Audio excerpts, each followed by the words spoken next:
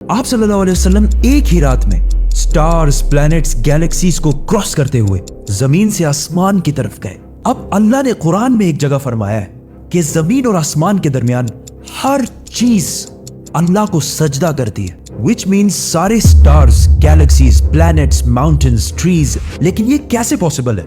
सजदा तो इस तरह होता है। और कभी स्टार्स और प्लैनेट्स को हमारी तरह इबादत करते हुए किसी ने देखा है?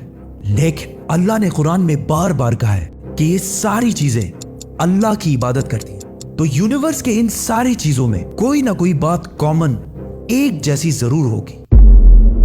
आज से बहुत साल पहले पूरी दुनिया का ये ख्याल था कि जमीन, अर्थ ही दुनिया का सेंटर है और जमीन तो साकिन है बेटा, जमीन रोटेट करती ही नहीं है, जमीन गर्दिश नहीं करती। लेकिन आज से 400 साल पहले गैलीलियो, जो एक इटालियन साइंटिस्ट थे, उसने दो लेंसेज को अलाइन करके रखा तो उसे पता चला कि ऐसे करने से दूर की चीजों को करीब से देखा जा सकता है। छोटे लेवल पर टेलीस्कोप्स दुनिया में पहले भी मौजूद थे, लेकिन इन्हें सिर्फ फौजी और समंदरी सफरों में यूज किया जाता था। लेकिन गैलीलियो ने इसी टेलीस्कोप को इंप्रूव करके इंसानों की तारीख में पहली दफा इसका रुख आसमान की तरफ किया, जिससे उसने दुनिया से पहली बार सूरज और चांद को बिल्कुल करीब से देखा।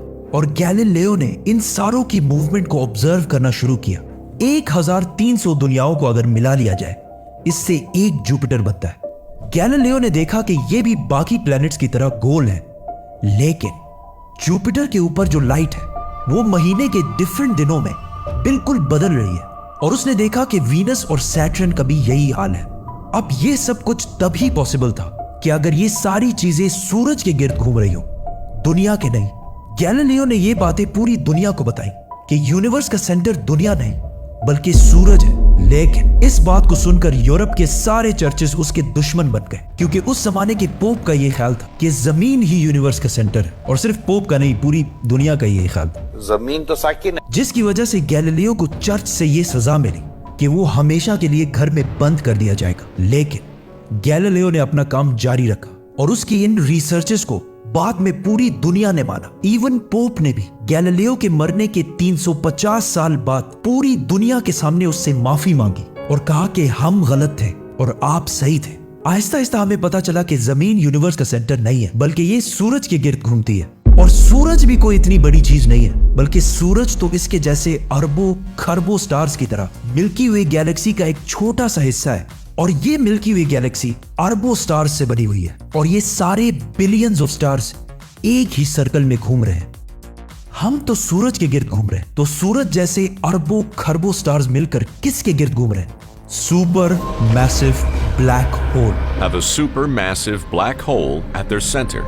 इस ब्लैक होल ने, जो हमारे सूरज से 40 लाख टाइम्स बड़ा है, ने पूरी गैलेक्सी को एक गोल सर्कल में रखा हुआ है। जिस तरह हमारे सूरज ने जमीन, जुपिटर, मार्स, इन सारे प्लैनेट्स को एक सर्कल में रखा हुआ है। लेकिन ये गैलेक्सी भी कोई इतनी बड़ी चीज नहीं है, बल्कि ये लाखों और गैलेक्सीज को मिलाकर एक छोटे से क्लस्टर का एक छोटा सा हिस्सा है। ये लाखों गैलेक्सीज मिलकर एक क्लस्टर बनाते हैं और ये क्लस्टर भी कोई इतनी बड़ी चीज नहीं है, बल्कि इस जैसे लाखों क्लस्टर्स मिलाकर एक सुपर क्लस्टर बनता है। और ऐसे हजारों सुपर क्लस्टर्स और भी मौजूद है। अब आपने ये नोट किया कि इन सारे स्टार्स, गैलेक्सीज, प्लैनेट्स में एक चीज कॉमन है कि इस पूरे यूनिवर्स में हर चीज किसी न किसी दूसरे ऑब्जेक्ट के गिर्द घूम रही है। और जब रसूलुल्लाह सल्लल्लाहु अलैहि वसल्लम भी आसमानों की तरफ गए तो उन्होंने बैतुल मामूर में फरिश्तों को नमाज पढ़ते हुए नहीं देखा। वो भी किसी चीज के गिर्द घूम रहे थे। लेकिन घूमने का इबादत से क्या ताल्लुक है? अल्लाह ने तो कहा है कि ये सारी चीजें इबादत करती हैं। आपको पता है अल्लाह ने ये बात किस सूरत में कही है? सूरह हज में। हज में मुसलमान पूरी दुनिया से इस्लाम की सबसे मुकद्दस और होली जगह काबा के पास जाते हैं और बार बार इसके गिर्द घूमते हैं। अब इस सर्कल करने का मतलब क्या है? जब मुसलमान काबा के गिर्द घूमता है तो वो उस वक्त अकेला नहीं घूम रहा होता, बल्कि चांद, प्लैनेट, स्टार्स, गैलेक्सीज, क्लस्टर्स सारों के साथ एक ही इबादत में शामिल हो जाता है। तो ये सारी चीजें हमारी तरह इबादत नहीं करती, बल्कि हम मक्का जाकर इनकी तरह इबादत करते हैं। लेकिन इस आयत में तो लिखा है कि ये सारी चीजें अल्लाह को सजदा करती हैं। सजदा का मतलब सिर्फ हमारे वाला सजदा नहीं है, बल्कि अल्लाह के निजाम के मुताबिक चलने को भी सजदा कह सकते हैं। लेकिन अल्लाह ने इस आयत में सिर्फ स्टार्स, गैलेक्सीज और प्लैनेट्स का नहीं कहा, बल्कि हर चीज, पहाड़, दरख्त, जानवर, सब का कहा है। ये तो सर्कल्स में नहीं घूमते।